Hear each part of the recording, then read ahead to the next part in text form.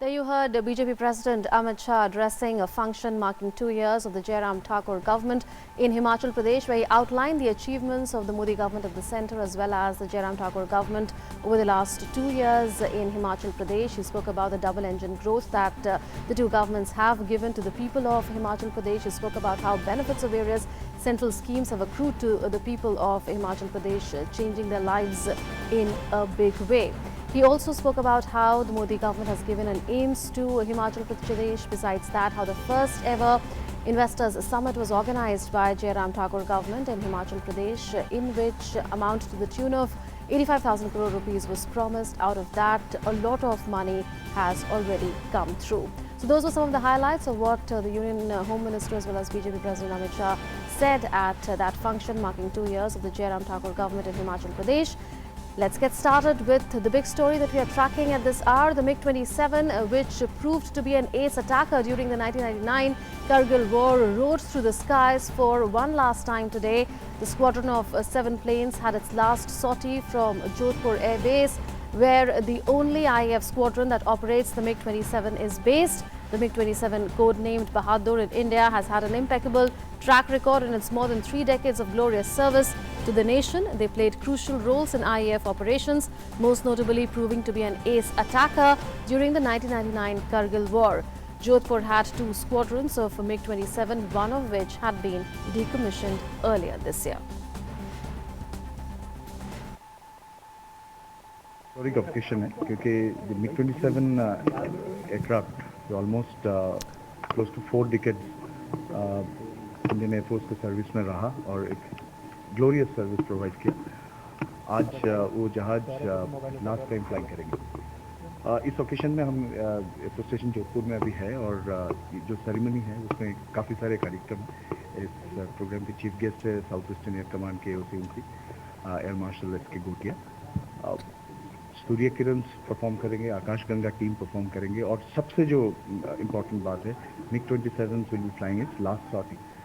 जब वो फ्लाइंग होगा उसके बाद जहाज आएगा. हमारा इंडियन एयरफोर्स में एक ट्रेडिशनल वेलकम और फेयरवेल होता है वाटर कैनन सैल्यूट के साथ, वो दिया जाएगा.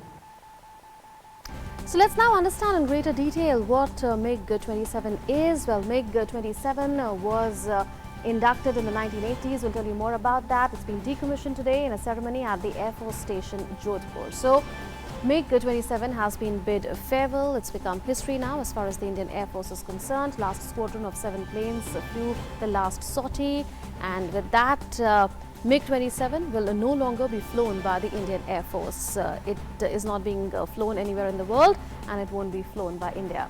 Only IAF squadron that operated the MiG-27 based at Jodhpur Air Base, and that is why the ceremony of de-induction or decommissioning took place in Jodhpur.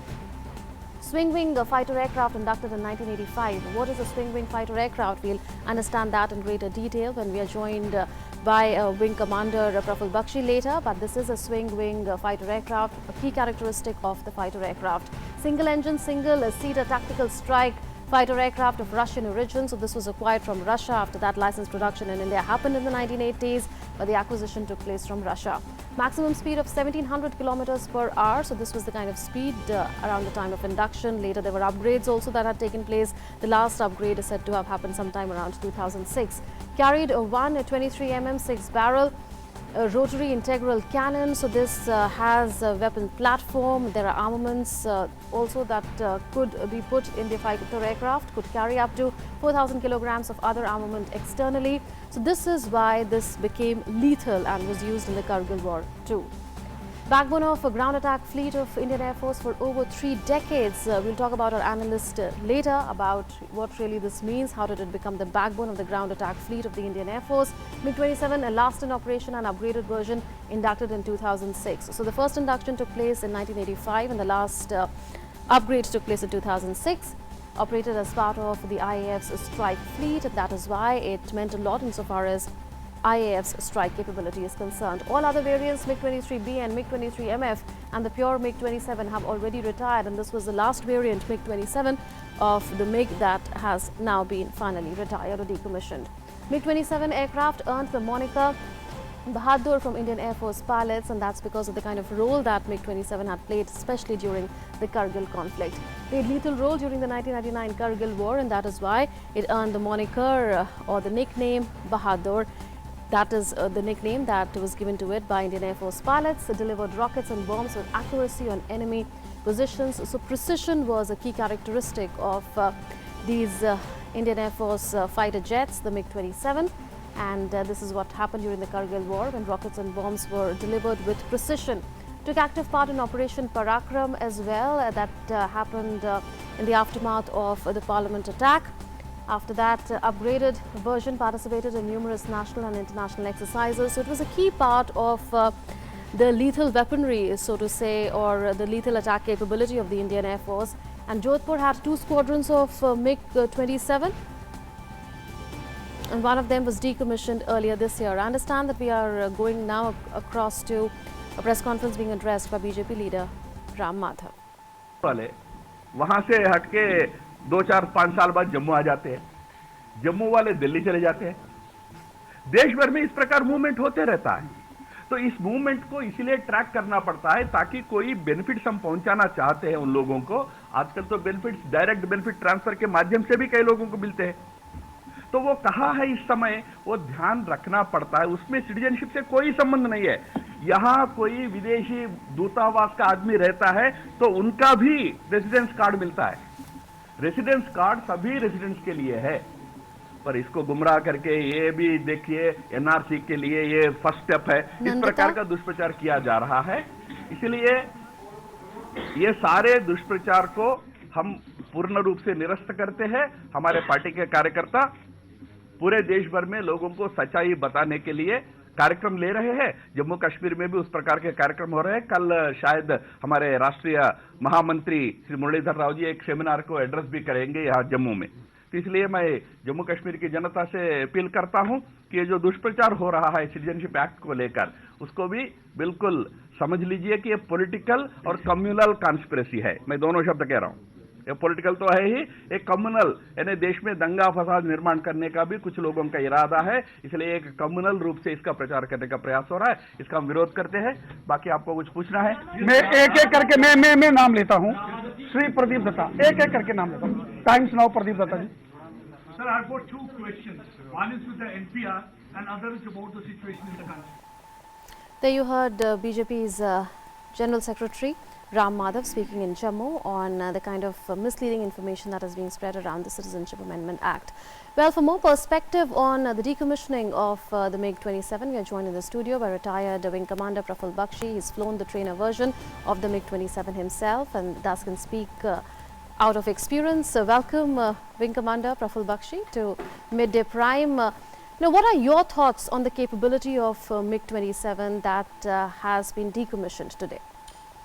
To tell you the truth, this is one of the historical days for Indian Air Force strike fleet, because MiG-27, it is a follow-up of MiG-23 originally, and they both share the same trainer aircraft, and MiG-27 was a exemplary ground attack, low-level ground attack, long-range aircraft, which could take multiple of weapons from laser-guided bombs to TV-guided bombs to 4 to 5 types of rockets and 2 types of cannons, I mean the 23 mm, 30 mm.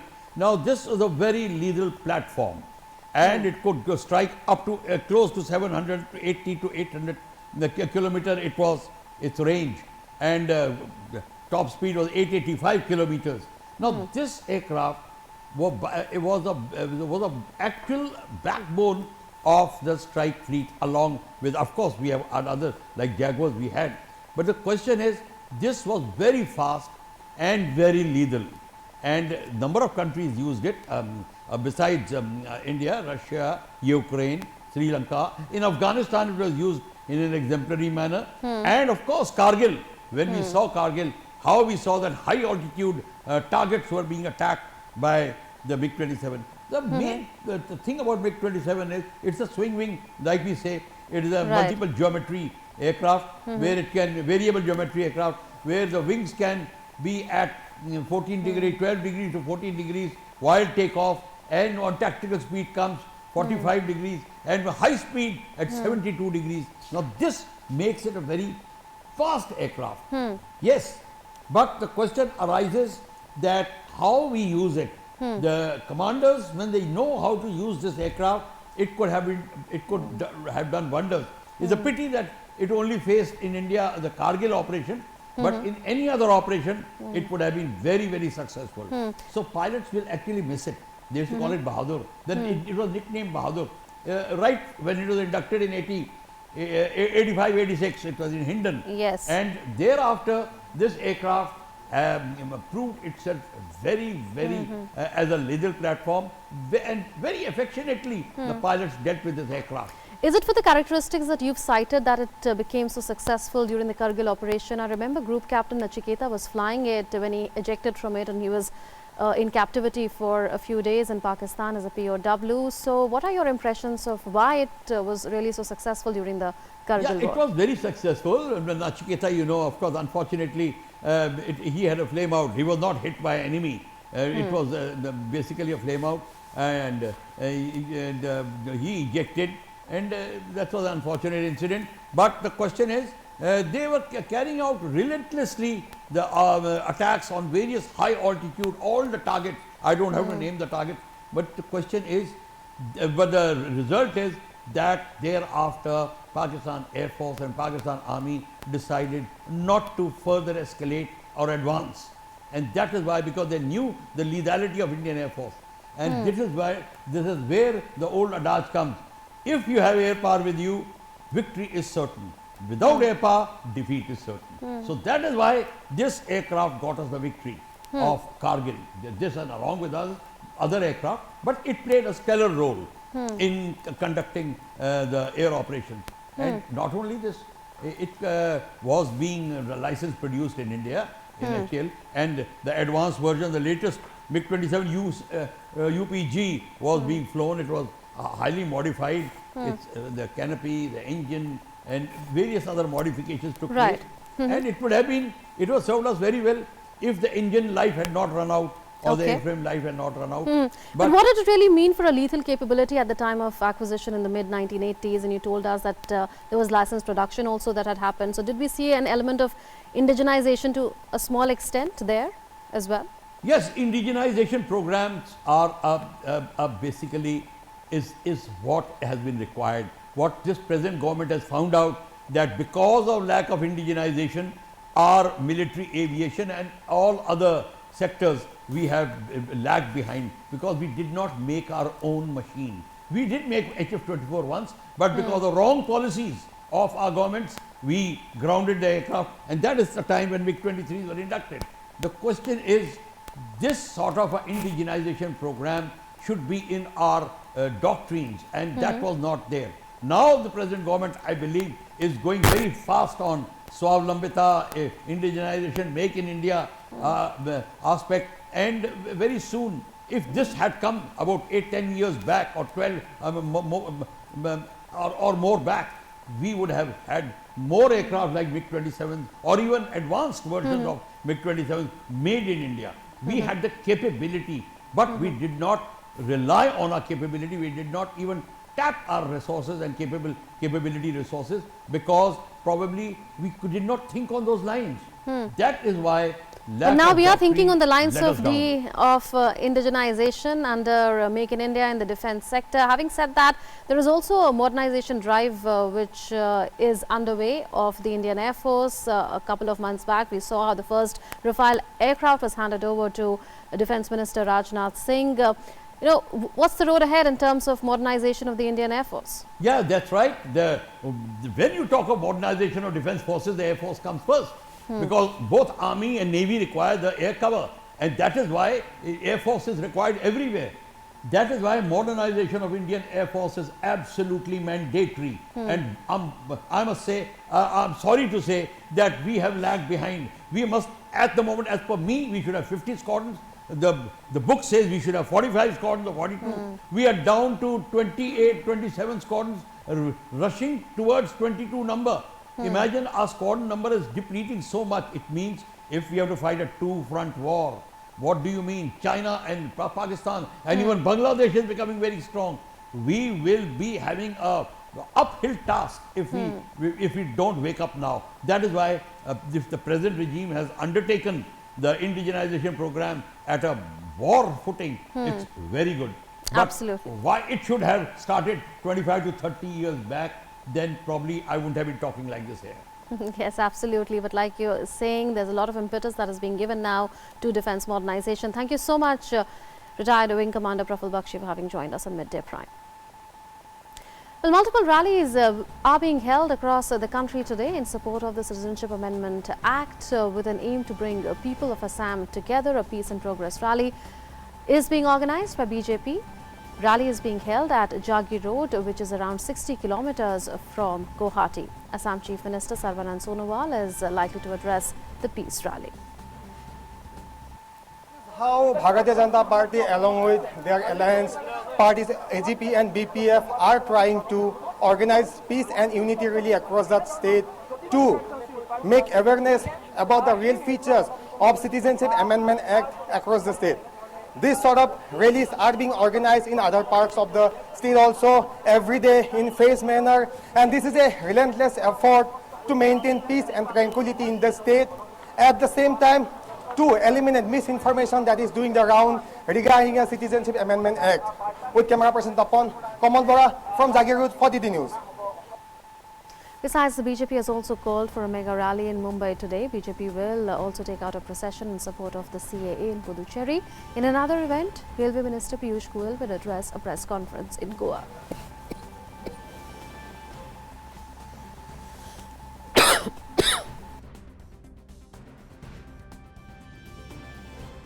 This conference by HRD Minister Ramesh Pokhriyal will also take place in Madhya Pradesh in support of the CAA. A program to spread awareness on Citizenship Amendment Act will also be organized in Vijaywada. Union Minister Suresh Prabhu will address the awareness program. These rallies are part of the initiative taken by BJP to inform the masses about the CAA. This includes contacting more than 3 crore families during a period of 10 days, during which over 1,000 big and small rallies are being organized and over 250 press conferences are being held across the country. In the shadow of the violent protests against the Citizenship Amendment Act, the UP government continues to remain on alert to ensure that law and order is maintained across the state. In view of security reasons, internet services have temporarily been affected in 21 districts, including Lucknow. In Agra also, the services will remain affected till 6 p.m. today. Notices have been sent to 372 people in connection with the damage caused to public property during recent protests across Lucknow, Meerut, Sambhal, Rampur, Muzaffarnagar, Firozabad, Kanpur Nagar, Mau and Bulandshahr. State DGP OP Singh said that law and order situation is absolutely under control and there is continued strategic deployment of forces. He added that the SIT has already been constituted to investigate violence-related cases. Extreme cold conditions continue in northern India as mercury dipped to 4.2 degrees Celsius in the national capital today. According to weather experts, today will be the coldest night of the season, with the second coldest December since 1901. Not only the national capital, but the nearby areas of Noida, Faridabad and Gurugram will also continue to witness chilly winds for the next 3 days. Met Department also said that relief can only be expected around 30th December when an active western disturbance would bring widespread rain and snow across northwest India. Delhi has so far recorded the longest and the extreme cold spell in the month of December since 1997. I'm wearing a jacket and then even inside I'm wearing a thermal wear to cover myself because in our city we don't have so much of cold at this time. Weather में ठीक है, climate ठंडी है लेकिन दिल्ली जैसा नहीं है उधर, ठीक है, नॉर्मल है। दिल्ली की हालत आपको पता ही है कितनी ख़राब है, पोल्यूशन का स्मोक भी आता है तो स्मोक बन जाता है वो। जैसे हम फोटोग्राफी करने आते हैं, हम दूर से आते हैं तो हमें भी बहुत दिक्कत होती है, हमें पूरा कवर करके आना पड़ता है, जैकेट्स पे ग्लव्स, तो लेकिन शूट करने आते हैं तो हमें करना तो पड़ते हैं यहाँ पे। Moving to other parts of northern India, severe cold conditions with dense fog threw normal life out of gear in parts of Rajasthan. Fatehpur town in Rajasthan's Sikar district recorded the season's lowest night temperature at -3 degrees Celsius yesterday. Other parts facing similar cold wave conditions include Churu, Sikar and Junjunu districts and the nearby areas. There seems to be no respite for people of Bihar from the extreme cold. Maximum temperature was lower than the normal at most places across the state, while the minimum temperature was recorded at 7 degrees Celsius near Gaya. Many parts also witnessed chilly wave along with dense fog. Freezing cold conditions also gripped parts of Punjab and Haryana as minimum temperature has been hovering below the normal limits over the past 2 weeks. In Haryana, minimum temperature of 2.5 degrees Celsius was recorded from Narnaul, while Hisar was not too far, with minimum temperature being recorded at 3.3 degrees Celsius. In Punjab, Pathankot, Ludhiana, Faridkot, Gurdaspur and Bathinda also recorded a low of 4 degrees Celsius. Cold wave conditions have also intensified in several parts of Uttar Pradesh, including Prayagraj, following rainfall in the area. According to the weather department, the temperature of Prayagraj dipped to 12 degrees this morning. Early morning fog disrupted normal life in the state capital and a dozen trains were cancelled due to poor visibility. The hospitals in the state have been witnessing a huge rush of patients due to a spurt in cold-related medical conditions. Cold conditions also continue to prevail in Leh and Ladakh as temperature recorded a low of minus 17.8 degrees Celsius. Snowfall is witnessed most frequently, with the maximum temperature dropping considerably in parts of Jammu and Kashmir. The Dras belt of Kargil district was the coldest place in the twin union territories, with temperature of minus 30.2 degrees Celsius. As the national capital continues to witness cold days, senior scientists from the Met Department said that the temperature from 31st onward will rise and cold wave is likely to grip the Delhi region again, and skies will remain cloudy on the 1st, 2nd and 3rd January. 30 तारीख के onward तो जा रहा है cold का, जो क्योंकि एक वेस्टर्न डिस्टर्बेंस आ रहा है, जिसके वजह से कोल्ड स्पेल जाएगा। पर्टिकुलरली दिन का जो तापमान है, जो सूरज नहीं दिखाई देता है, थोड़ा थोड़ा खुलना शुरू हो गया, तो 30 तारीख को दिन का तापमात्रा मिलेगा 19-20। रात का तापमात्रा में ये 31st या 1st को राइज होगा। तो दिल्ली में जो बारिश है 1st को या 31st नाइट को शुरू होगा और 2nd, 1st, 2nd, 3rd थोड़ा क्लाउडी रहेगा। For more on the precautions that one needs to take as it's biting cold these days, we are joined by Dr. Naresh Gupta, Senior Physician with the LNJP. Welcome, Dr. Gupta, to Midday Prime. What are the precautions that one needs to take, especially when it comes to sudden exposure to cold temperature? See, when there is sudden exposure to cold temperature, several parts of our body suffer or at risk of suffering health problems. The prime ones that one tends to see are the cough, cold, chest problems, lung problems, and then there are these problems that affect the muscles, the bones and the joints, the patients who suffer from arthritic conditions.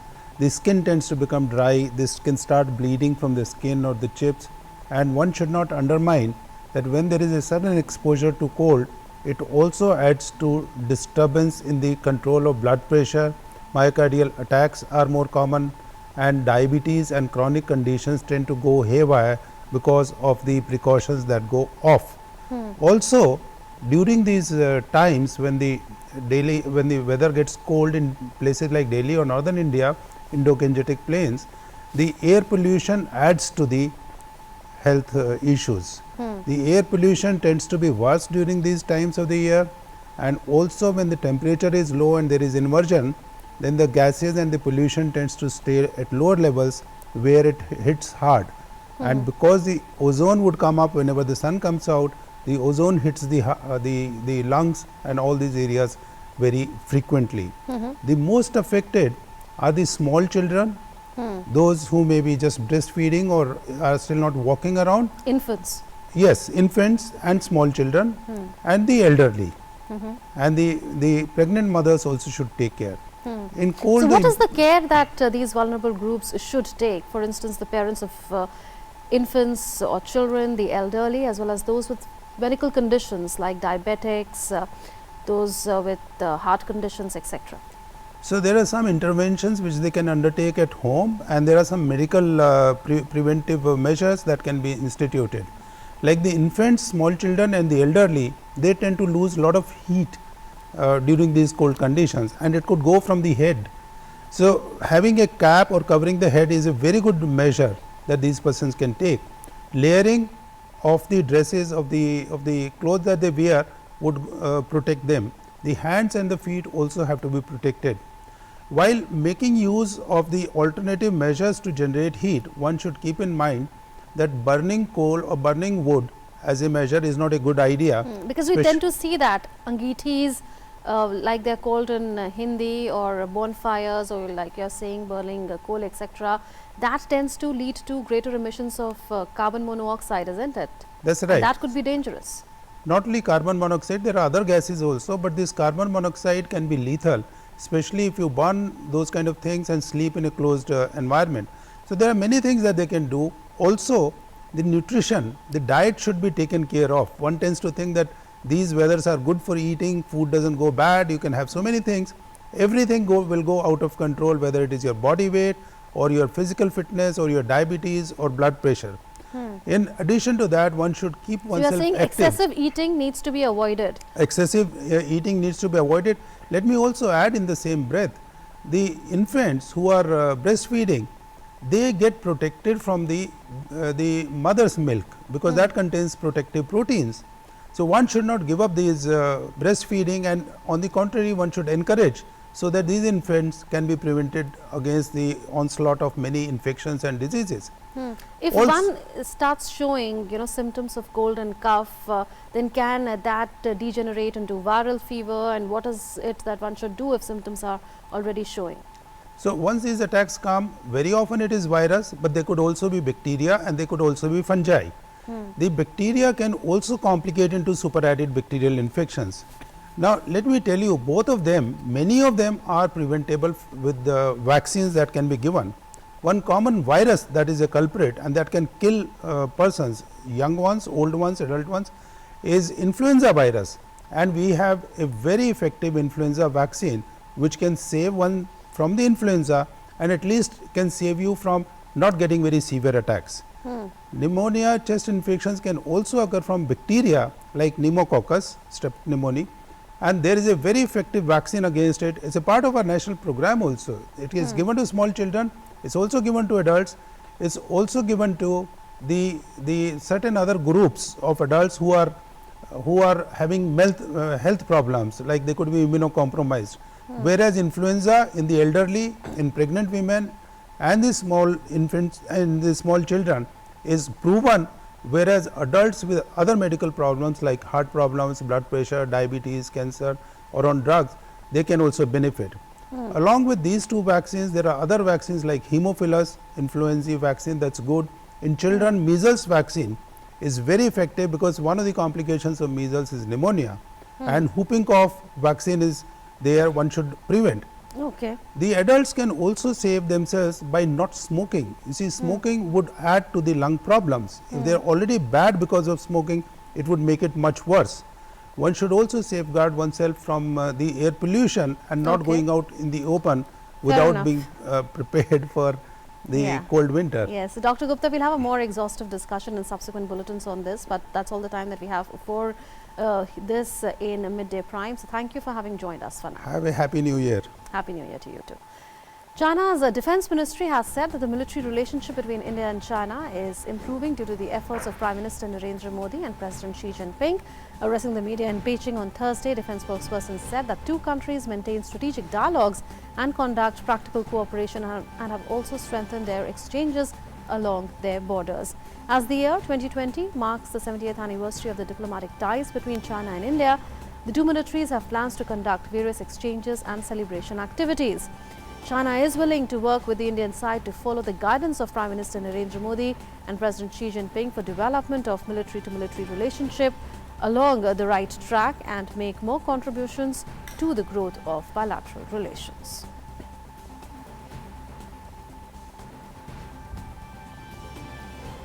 Meanwhile, internet services have been restored after 5 months in Kargil. The services had been suspended, keeping in view the law and order situation in Ladakh's Kargil after the reorganization of J&K state into 2 union territories. Leaders have appealed to people to use internet with responsibility to avoid any kind of illegal activity. Ladakh, which became a union territory after being separated from the state of Jammu and Kashmir, and there the ban has been lifted after 145 days in the area. Significantly, with the abrogation of Article 370 from Jammu and Kashmir on the 5th of August, J&K became a union territory along with Ladakh. The area was granted special rights under Article 370, which have been withdrawn. And now you can vote among the following news for the top sports news of 2019 and watch DD News on 31st December to see if your story made it to the top.